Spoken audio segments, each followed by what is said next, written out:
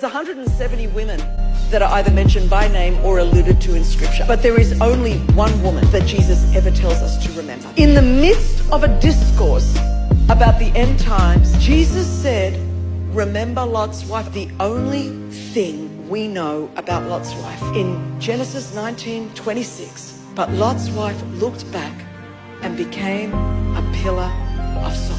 The angel of the Lord said, don't look back at what's burning down. Don't look back at what I am finished with. Don't look back at the thing I am delivering you from. Don't look back at that thing.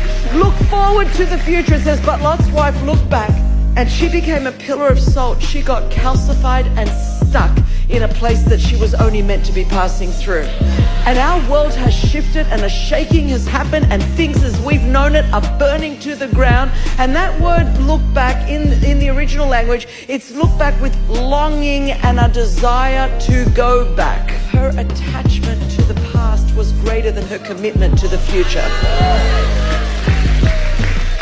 She wanted what she was leaving more than what God had for her in the future.